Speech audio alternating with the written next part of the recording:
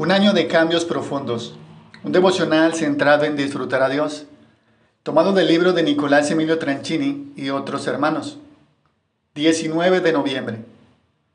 En mi angustia clamé al Señor y Él me respondió.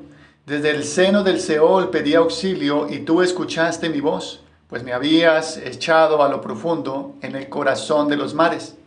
Jonás capítulo 2 versículos 2 y 3. El dolor nos hace sentir vulnerables, pequeños, débiles y desamparados.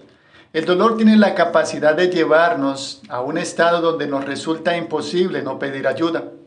Obsérvalo en el texto. ¿Qué hace Jonás por causa de sus angustias? Pide auxilio. ¿Hubiera hecho esto antes de experimentar la disciplina divina? No. Estar atrapado en el fondo del mar lo lleva a una situación donde tiene que gritar pidiendo ayuda.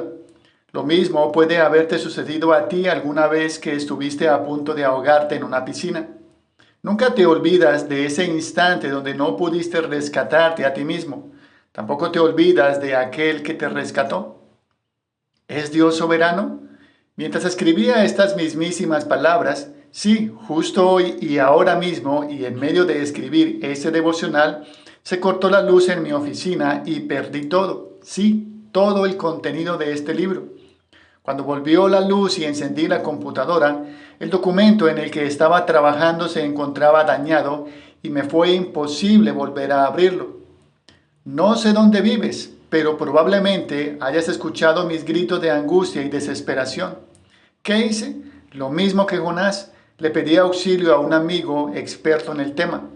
1 hora y media después, aquí me tienes escribiendo nuevamente, empequeñecido, frágil, vulnerable y con el corazón todavía acelerado después de semejante susto.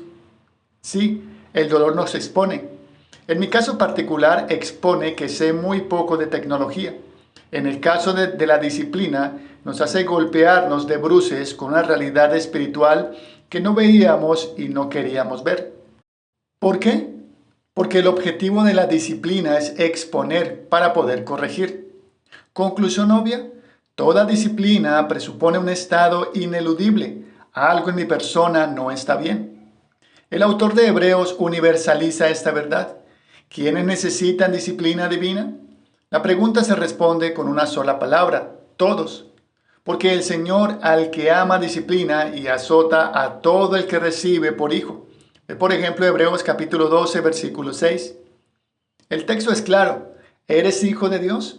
Entonces algo dentro de ti no está bien y necesita ser corregido. Todos los cristianos necesitamos regularmente ser disciplinados.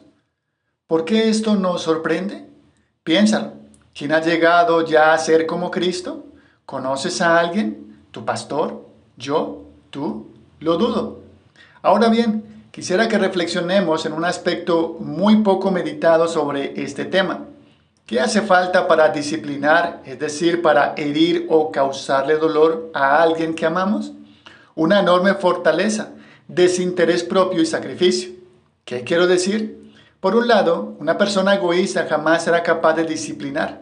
Por el otro, para disciplinar tenemos que estar dispuestos a tolerar el dolor que eso conlleva. Sí, es verdad, la persona que recibe la disciplina sufre, pero también sufre la persona que lo ejecuta. Soy padre, así que puedo decirlo con autoridad.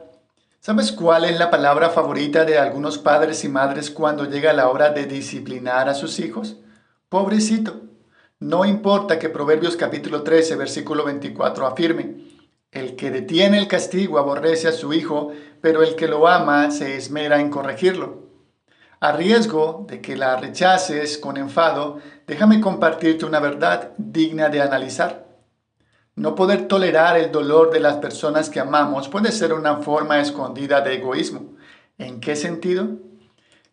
En que refleja nuestra falta de disposición a sufrir como espectadores por el bien mayor de la persona que amamos. Hace falta una enorme fortaleza para disciplinar a un hijo y verlo sufrir porque no puede salir un fin de semana para jugar con sus amigos. ¿Cuál es la tentación según Proverbios? Detener el castigo. ¿Lo ves?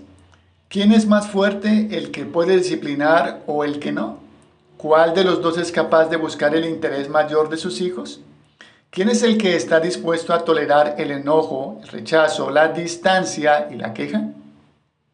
Ahora piensa en Dios, piensa en su entereza, piensa en la fortaleza de su amor, en su capacidad para tolerar golpes y reveses.